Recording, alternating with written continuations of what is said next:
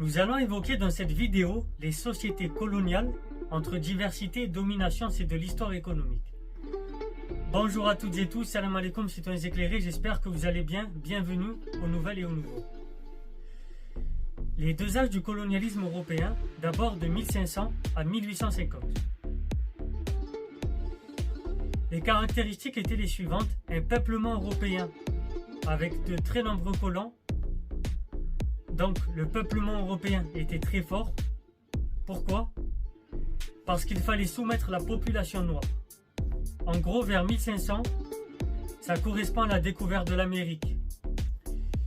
Petit rappel, en 1492, Christophe Colomb a découvert l'Amérique, mais selon de nombreuses revues historiques, les Vikings avaient découvert l'Amérique 500 ans auparavant. Voilà, on ne va pas rentrer dans les détails. On fera un live sur ça, notamment pour voir un peu les différentes sources, etc. En tout cas, le deuxième âge du colonialisme européen, c'est de 1850 à 1960.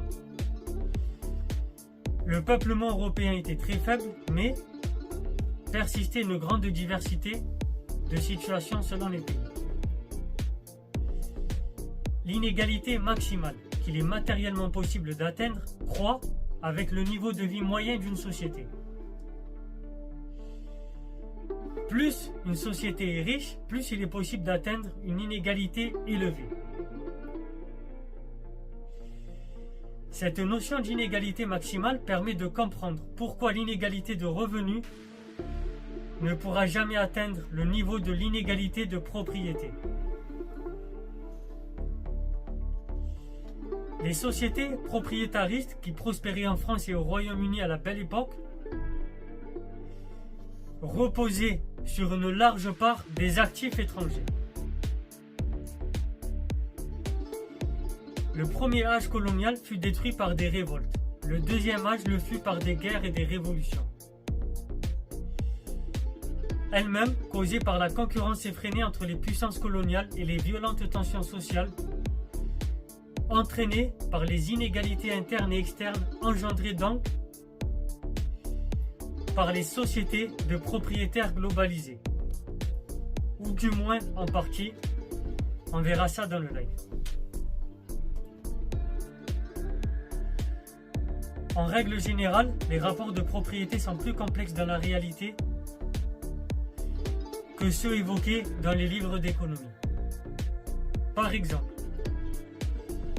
il n'est jamais simple pour un salarié de consacrer une part du produit de son travail pour payer un profit ou un loyer à son propriétaire. C'est pourquoi des relations de propriété font toujours l'objet de conflits et donnent lieu au développement de multiples institutions qui visent notamment, ces institutions visent à réguler la forme de ces relations et les conditions de leur perpétuation. C'était Soso l'Intello, je suis désolé, j'ai dépassé les 3 minutes. On se verra tout à l'heure pour le live, comme d'habitude. Si ça vous a plu, parlez-en autour de vous, abonnez-vous. On se retrouve ce soir à 21h, Inch'Allah.